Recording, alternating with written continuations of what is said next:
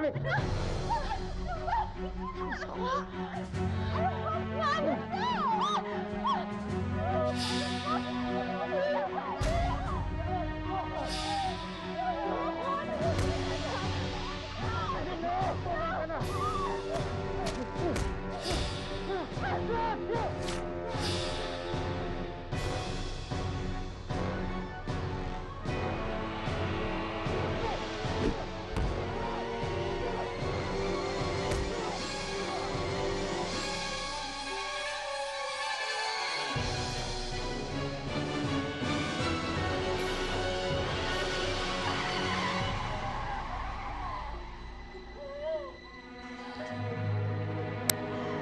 Ayos ka lang?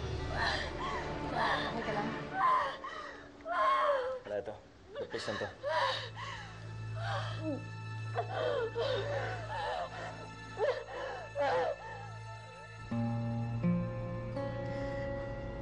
May asawa na ako. May asawa ka na rin. Matagal na. Kung ano man yung nangyari sa atin noon.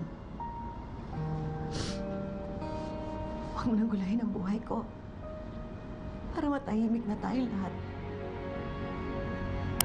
Please. Umalis ka na.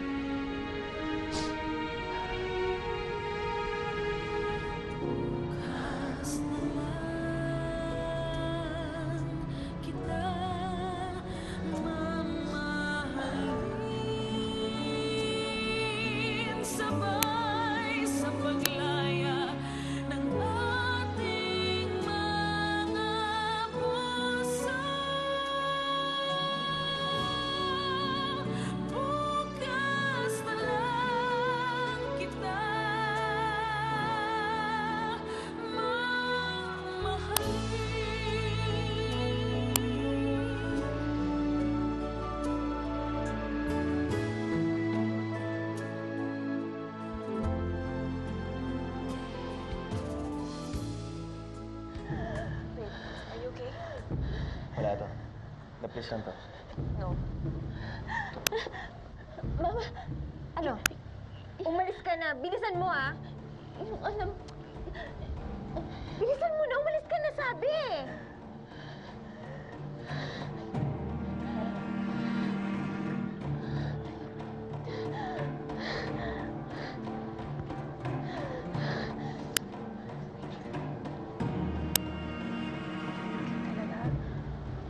Okay na lahat.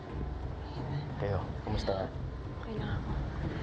Stefano, wala sa usapan. Nasaktan ka nila. Wala yan. Okay lang yan. Ako bahala doon.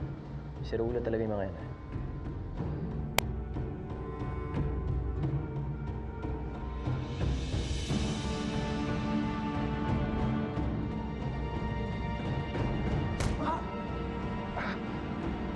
Sa susunod na guluhin mo pa ang asawa ko. Hindi lang yan ang matitikman mo! Wala akong balak na masama. Wala akong intensyon na agawin si Natalia sa'yo. Meron lang akong inaalam na katotohanan. Yun lang! Matagal na kayong tapos ni Natalia. Stop messing with her!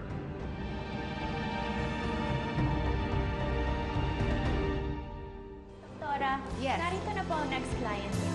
Miss Malandrino. Nice to meet you, Doktora. Just call me Naomi. May pagagawa ko sa iyo, si Carl Marciano.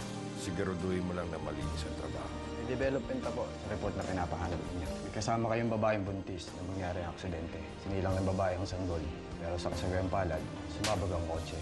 Siya yung may kasalanan kung bakit muntikan ako makidnap. Si Santi ka na, Giselle. Puro masakit na ang dala mo sa buhay ko. Hindi naman kita kaano-ano. Nagparamdam ba sa'yo ang kaluluwa ni Manolo? Ang ibig mo sabihin? Hindi lahat ng sinasabing patay ay totoong patay na. Naniniwala ka ba na namatay na nga ang anak mo? Nag-resign yung naka-assign sa pantry. Okay lang ba sa'yo yung trabaho niya? Maraming salamat po, ma'am. Kailangan ko lang malaman kung alam mo kung sino ang may-ari nito.